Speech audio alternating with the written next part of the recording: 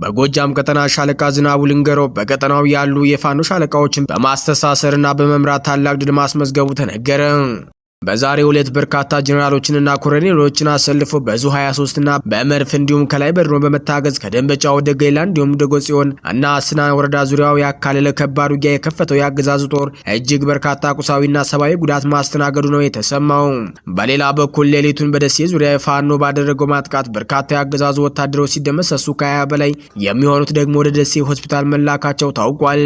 ያላሰበው ጥቃት ያጋጠመው የብልጽግናው ጦር ጨርቄን ማቄን ሳይል መፈርጠጡ ሲሰማ በአንጻሩ የፋኖ ኃይሎች ደግሞ ዛሬ ከሰዓት ደሴ ከተማ ድረስ ዘልቀው በመግባት ውጊያ መክፈታቸው ታውቋል።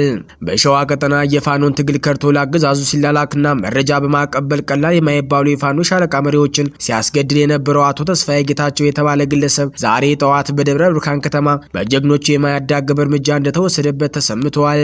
በግለሰቡ ላይ ተገኘ የተባለው ሰነድም ብዙዎቹን አስገርሟል። አብራችሁ ስትቆዩ መረጃውን በዝርዝር የምታደምጡት ይሆናል። ሰላም ጤና ይስጥልን የተከበራችሁና የተወዳችሁ ቤተሰቦች እንደምን ቆያችሁ? እነሆ ለሰዓቱ እጅግ መደመጥ ያለባቸው ወሳኝና ትኩስ መረጃዎችን ይዘን ቀርበናል። በቆይታችንም ቀደም ሲል በአርዕስቱ ያስደመጥናችሁን ዜናዎች እንዲሁም ሌሎችን መረጃዎችን በስፋት ወደ እናንተ እናደርሳለን። እናንተም ለቻናሉ አዲስ ከሆናችሁ ቻናሉን ሰብስክራይብ እንዲሁም ቪዲዮውን ላይክ እና ሼር እንድታደርጉ በትህትና እየጠየቅን በቀጥታ ወደ ዝርዝር መረጃዎቹ አለፍን። አብራችሁን ቆዩ። ሞት የሚፈራው ያገዛዙ ጦር በዳንግላ አካባቢ አፈሳ ቀበሌ ላይ የጀግናው አርበኛ አዲሱ መንበርን መካነ መቃብርና ፎቶ በጥይት ደበደበ። ባለፈው ዓመት በነሐሴ ወር ታላቅ የጦር ሜዳ ጀብዱ ፈጽሞ የተሰዋውን የጀግናው አዲሱ መንበርን የቁም ስምና ታሪክ ማጥፋት ያቀተውና በተስፋ መቁረጥ ማቆ ውስጥ የወደቀው ያገዛዙ የብልጽግና ሰራዊት ሰሞኑን ወደ ቀበሌው ባቀናበት ወቅት መካነ መቃብሩ ላይ የተሰቀለውን የአርበኛውን ፎቶ በጥይት እንደደበደበው የመረብ ሚዲያ ምንጮች የገለጹ ሲሆን ይህ ተግባር የፋኖን ክንድ በሕይወት እያለ ብቻ ሳይሆን በሞትም ከተለየ በኋላ ምን ያህል እንደሚፈራው በጋራ አሳይቷል። የጠላትን ጦር ክፉኛ ሲያፍረከርክና ወደር የሌለው የጦር ሜዳ ጀብዱ ሲፈጽም ከርሞ በመጨረሻም ነሐሴ 15 2017 ዓ.ም ክቡር መስዋዕትነት የከፈለው አርበኛ አዲሱ መንበር በአካባቢው ሕዝብና በትግል ጓዶቹ ልብ ደማቅ የድል አሻራ አስቀምጧል። የጀግናውን የህያውነት ታሪክ ማጥፋት ያልቻለው የብልጽግናው መከላከያ ሰራዊት ሰሞኑን ወደ አፈሳ ቀበሌ ባቀናበት ወቅት ፍጹም ኃላፊነት የጎደለውና ወታደራዊ ስነ ምግባር የሌለው ከባህልና ከእሴት ያፈነገጠ የውርደት ተግባር ፈጽሟል። ሰራዊቱ የጀግናው አርበኛ አዲሱ መንበር መካነ መቃብር ቦታ ድረስ በመሄድ በመቃብሩ ላይ የተሰቀለውን ፎቶስ ሰራያ ብሎ ክላሽ በማነጣጠር በተደጋጋሚ በመተኮስ ደብድቦታል። ይህ በክብር ያረፈው ጀግና መቃብር ላይ ጥይት መተኮስ ያገዛው ሰራዊት የጀግኖችን ስምና ፎቶግራፍ እንኳን ማየት እስከማይችል ድረስ በከፍተኛ የስነ ልቦና ስብራትና የፍርሃት አዙሪት ውስጥ መውደቁን ፍንትው አድርጎ የሚያሳይ ክስተት ሆኗል። ለሚዲያችን ሀሳባቸውን ያጋሩ የመረጃ ምንጮች ድርጊቱን የተመለከቱና የሰሙ ሰዎች አርበኛ አዲሱ መንበር በጠላት ልብ ውስጥ የዘራው ፍርሃት ዛሬም በመቃብሩ ውስጥ ሆኖ እየቀጣቸው ነው በማለት የሰራዊቱን አረመኔያዊና የፍርሃት ተግባር ገልጸውታል። በሌላ በኩል ሌሊቱን በደሴ ዙሪያ ፋኖ ባደረገው ማጥቃት በርካታ ያገዛዙ ወታደሮች ሲደመሰሱ ከ20 በላይ የሚሆኑት ደግሞ ወደ ደሴ ሆስፒታል መላካቸው ታውቋል። ያላሰበው ጥቃት ያጋጠመው የብልጽግናው ጦር ጨርቄን ማቄን ሳይል መፈርጠጡ ሲሰማ በአንጻሩ የፋኖ ኃይሎች ዛሬ ከሰዓት ደሴ ከተማ ድረስ ዘልቀው በመግባት ውጊያ መክፈታቸው ታውቋል። የአማራ ፋኖ ብሔራዊ ንቅናቄ ወሎ ቤት አማራ ምኒልክ 106ኛ ኮር 31ኛ ክፍለ ጦር በዳውንት ወረዳ ታላቅ ጀብዱ ተቀዳጁ።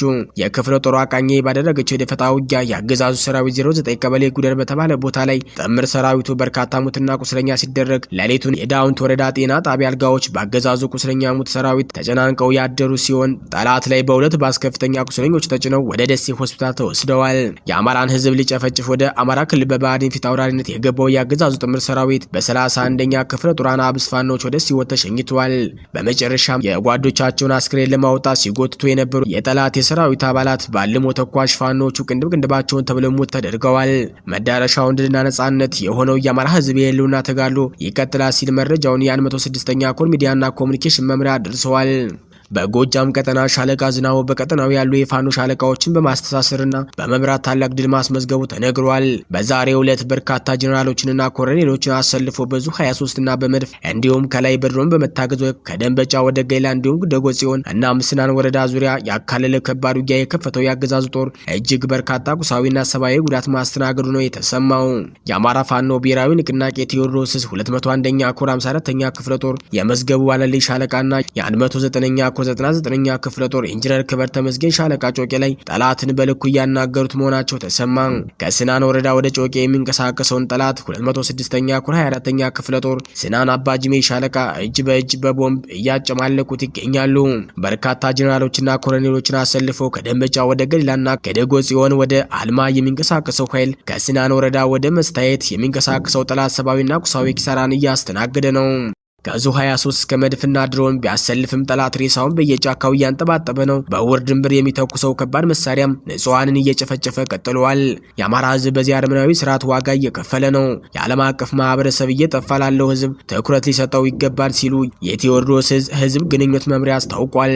አንገርጉትን ክፍለ ጦር በአገዛዙ ጦር ላይ በደፈጣ ጥቃት ድል መቀዳጀቱ ሲገለጽ፣ በጉቶ ጊዳ ወረዳ ሜጤ ቀበሌ ላይ በአንድ ወዳደር ካድሬ ላይ የማያዳግም እርምጃ ተወሰደ። የአማራ ፋኖ ብሔራዊ ንቅናቄ ወለጋ ቢዛሞ አንሻ ሰይድዝ አንገርጉትን ክፍለ ጦር አካል የሆነችው የዲቾ መብረቅ ሻለቃ አንድ በጠላት ኃይል ላይ አንጸባራቂ ድል ተቀዳጀ። ሐምሌ 13 ቀን 2018 ዓ.ም ከጠዋት 2 ሰዓት መነሻውን በምስራቅ ወለጋ ዞን ጊዳ አያና ወረዳ አንዶዴ ቀበሌ ልዩ ቦታዋ ዶሮ በራ ከምትባል ቦታ በመነሳት ወደ ዲቾ ተራራ ለደፈጣ እንቅስቃሴ እያደረገ ባለበት ሁኔታ የዲቾ መብረቅ ሻለቃ አንድ አድሞ ቦታውን በመያዝ የጠላትን ኃይል ሙትና ቁስለኛ ማድረግ ችሏል። በጠላት ላይ የደረሰበት ጉዳት 2 የመከላከያ ኃይል ተበታትነው ግራ አውጭኝ ብለው ሲሮጡ እጅ ከፍንጅ ከነሙት ትጥቃቸው ሲያዙ የደረሰበትን ምት መቋቋም ሲያቅተው ቁስለኛውን ይዞ ወደ ኋላ እንዲመለስ ተገዷል። በሌላኛው ጌጤ ግርማ መብረቅ ክፍለ ጦር የኦፕሬሽን ስራ በመስራት የጠላትን የመረጃ መረብ በመበጣጠስ ላይ ይገኛል። ክፍለ ጦሩ በምስራቅ ወለጋ ጉቶ ጊዳ ወረዳ ሜጤ ቀበሌ ላይ ያገዛዙ መረጃ የነበረ ተከፋይን ዘመን ወርቁ በሚባል ባንዳ ላይ እርምጃ መውሰዱን አስታውቋል።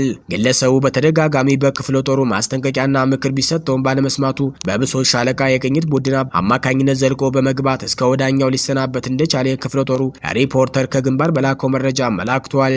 በተጨማሪም የሚያገዛዙ ተላላኪ ተከፋይ ካሬ ላይ እንዲህ አይነት የማያዳግም እርምጃዎች ተጠናክረው ስለሚቀጥሉ ሌሎች ተላላኪዎች ከዘመን ወርቁና ከጌታቸው መንግስቱ ተማሩ ሲል የአማራ ፋኖ ብሔራዊ ንቅናቄ ወለጋ ቢዛሞ አንሻ ሰይድዝ ህዝብ ግንኙነት መምሪያ ገልጿል። ተስፋዬ ጌታቸው የተባለ ባንዳ ተገደለ። በአማራ ፋኖ ብሔራዊ ንቅናቄ ሸዋ ጠቅላይ ግዛት አሳምነው አጼ ዘርዓ ያዕቆብ ኮር ነጎድጓድ ክፍለ ጦር ታላቅ ጀብድ መፈጸሙ ተሰማ። ቅዱስ የሆነውን የፋኖን ትግል ከርቶ በተለያየ ቦታ ፋኖ በማስከበብ እንቅስቃሴዎች ውስጥ ተሳታፊ በመሆን በህብረተሰቡ ሰላምና ደህንነት ላይ ስጋት ለነበረው ለአቶ ተስፋዬ ጌታቸው አገዛዙ የባሶና ወረና ሰላምና ደህንነት ኃላፊ አድርጎ እየሸመው ቢሆንም በነጎድጓድ ክፍለ ጦር የውስጥ ስፔሻሊስቶች በደብረ ብርሃን ከተማ እርምጃ ተወስዶበታል። በግለሰቡ ላይ በተደረገ የቅርብ ክትትልና በተሰበሰበው የደህንነት መረጃ መሰረት እርምጃው የተወሰደው ዛሬ ጠዋት በተካሄደ ልዩ ኦፕሬሽን ነው። አቶ ተስፋዬ ጌታቸው ከፋኖ ተቋም በመክዳት የአገዛዙን ሹመት ተቀብለው በአማራ ህዝብና ፋኖ ላይ የዘመተና ያስገደለ ካዲ መሆኑ ይታወቃል። ቀደም ሲል ከሌሎች ካዲዎች ጋር በመሆን በአገዛዙ ሚዲያ ድርጅታችንን የአማራ ፋኖ ብሔራዊ ንቅናቄንና የአማራ ህዝብ ሲዘልፍ የነበረው ተስፋዬ በአማራ ህዝብ ትግል ላይ ሻጥር መስራትና ደም መርገጥ የማይቻል መሆኑን መቀጣጫ በማድረግ የአገዛዙን ሁሉ የከተማ ዙሪያ ምሽግ ዘልቀው በመግባት በመሃል ደብረ ብርሃን አደባባይ እርምጃ ወስደውበታል። የተወሰደውን እርምጃ ተከትሎ በደብረ ብርሃን ከተማ በአመራሮችና ካዲዎች ቤት ውጥረት ነግሰዋል። የአማራ ህዝብ ህልውና ለማስከበር ለማረጋገጥ የሚደረገው ጥረት ተጠናክሮ ይቀጥላል ሲሉ አርበኞቹ ገልጸዋል። የ34ኛ ክፍለ ጦር የባሶ ሊበን ወረዳ ኮርክ ከተማን በመቆጣጠር ወታደራዊ ድል አስመዘገበ። የ206ኛ ኮር 34ኛ ክፍለ ጦር ከሌሊቱ 11 ሰዓት ኮርክ ከተማ በመሸገው የአገዛዙ ኃይል ላይ እርምጃ በመውሰድ ከ35 በላይ አድማ ብተና፣ 15 ሚሊሻ፣ አንድ ሻለቃ አዛዥ፣ 2 ሻምበል መሪዎችን በመደምሰስ ከተማዋን ሙሉ በሙሉ ተቆጣጥሯል። በፈጣን ማጥቃት የጠላትን ምሽግ የሰበረው 34ኛ ክፍለ ጦር 5 ክላሽ ጥይት፣ ወታደራዊ ቦርሳና ልዩ ልዩ ቁሳቁስ የማረከ ሲሆን ከየጁቤ ከተማ ተነስቶ ድጋፍ ለመስጠት በ2 የፌሳር መኪና ተጭኖ በተንቀሳቀሰው የመከላከያ ኃይል ላይ በተደረገ ተጨማሪ ጥቃት ሻምበል አዛዦችን ጨምሮ የሰራዊት አባላት ሙሉ ተደምስሰው ተሽከርካሪው ከጥቅም ውጭ ሆነዋል። እንደ መረጃ ምንጮች ገለጻ ከሆነ የጁቤ ሆስፒታል በቁስለኞች ተሞልቶ መደበኛ አገልግሎት አቁሟል። ከጠላት እቅድ በተቃራኒ አጻፋዊ ምላሽ የሰጠው 206ኛ ኮር 34ኛ ክፍለ ጦር የታቀደ አንጸባራቂ ድል በማስመዝገብ የጠላትን ወታደራዊ ኃይል አርግፎታል። በተመሳሳይ 24ኛ ክፍለ ጦር ስናን አባጅሜ ሻለቃ ከደጋሰኝን ደብረ ማርቆስና ረቡ ገበያ ተሰባስቦ መካናይዝድ ድጋፍ ካለው የጠላት ኃይል ጋር ትንቅንቅ እያደረገ ሲሆን በጠላት ላይ ከፍተኛ ጉዳት ደርሷል። ውጊያው እጅ በእጅ እንደቀጠለ ነው ሲል የአማራ ፋኖ ብሔራዊ ንቅናቄ ቴዎድሮስ 206ኛ ኮር የህዝብ ግንኙነት ክፍል አስታውቋል። ወደ ውጭ መረጃችን ስናልፍ በጎረቤት በሱዳን ካርቱም ከ2000 በላይ ተጠርጣሪዎች በቁጥጥር ስር ዋሉ። በወንጀልና በህገ ወጥ ድርጊቶች ላይ ያተኮረ ሰፊ ዘመቻም ተካሂዷል። በሱዳን ዋና ከተማ ካርቱምና አካባቢዋ የተዛመተውን የወንጀል ድርጊት ለመግታትና ሰላምና ጸጥታን ለመመለስ በሚል በተካሄደ ሰፊ የጸጥታ ዘመቻ ከ2000 በላይ ሰዎች በቁጥጥር ስር መዋላቸውን የሀገሪቱ ፖሊስ ባለስልጣናት አስታወቁ። የሱዳን ጦር አብዛኛውን የካርቱም ግዛት ክፍል ከአርኤስኤፍ ነጥቆ በቁጥጥር ስር ከዋለ በኋላ የተከሰተውን የዘረፋ የሌብነትና የጎበዝ አለቃ የወንጀለኞች ቡድን እንቅስቃሴ ለመግታት የመንቀሳቀስ አቃቢ ህግ የቁጥጥርና የምርመራ ስራውን በበላይነት እየመራ ይገኛል። ለረጅም ጊዜ የዘለቀው ግጭት በአካባቢ የነበረውን የጸጥታ መዋቅር ሙሉ በሙሉ በማፍረስ የመሳሪያ መበራከትና የዜጎች ወደ ቀደመ መኖሪያቸው መመለስ ለወንጀል መስፋፋት መንገድ ከፍቶ ነበር። የመሰረታዊ አገልግሎቶች እጥረት ባለበት በዚህ ወቅት የዘረፋና የሌብነት ወንጀሎች በመጨመራቸው የጸጥታ አካላት የተቀናጀ እርምጃ ለመውሰድ ተገደዋል። የሱዳን ፖሊስ ቃል አቀባይ ብርጋዴር ጀነራል ፈትህ አልህ ራህማ ሙሐመድ አልቶም ዘመቻው በተለይም ጀበል አውሊያ፣ ሻርግ፣ አልኒል ኤል ሳልሃ አካባቢዎች ላይ ትኩረት ማድረጉን ገልጸዋል። በእነዚህ አካባቢዎች ጸጥታ ለማስከበር የተቀየሰው አስቸኳይ የደህንነት እቅድ 473 ቋሚ ፍተሻ ጣቢያዎችን በመትከል የተንቀሳቃሽ ፓትሮል ቁጥርን ማሳደግ፣ በካርቱም ግዛት ዙሪያ 5 የደህንነት ከበባዎችን በመዘርጋት እየተካሄደ ነው። የጸጥታ አካላቱ እስካሁን ባካሄዱት ዘመቻ በርካታ አዎንታዊ ውጤቶች መመዝገባቸው ተገልጿል። 362 መዝገቦች ተከፍተው ምርመራ እየተደረገባቸው ይገኛል። ከ2700 በላይ የተዘረፉ የኤሌክትሮኒክስ ዕቃዎች፣ ኮምፒውተሮችና የቤት ዕቃዎች ተመላሽ ሆነዋል። በጀበል አውሊያ አካባቢ ህዝብን ያሸብር የነበረ ቡድን ተደምስሷል። አደንዛዥ እጾችንም ተይዘዋል። ከ23000 በላይ ህገወጥ መጠለያዎች እንዲፈርሱ ተደርጓል። 33 ተጠርጣሪዎች ከነሞርተር ብስክሌቶቻቸው ተይዘው ፍርድ ቤት ለማቅረብ ዝግጅት እየተደረገ ነው ሲል ሱዳን ትሪቡን ዘግቧል። ከወንጀል መከላከል ጎን ለጎን የህገወጥ ስደትና ነዋሪነት ቁጥጥር የተደረገ ሲሆን የቪዛና የነዋሪነት ህግ ጣሱ 365 የውጭ ሀገር ዜጎች ተይዘው ከሀገር እንዲወጡ ተደርገዋል። 165 ስደተኞች ደግሞ ወደ ተዘጋጁላቸው ህጋዊ የቁጥጥር ካምፖች እንዲመለሱ ተደርጓል።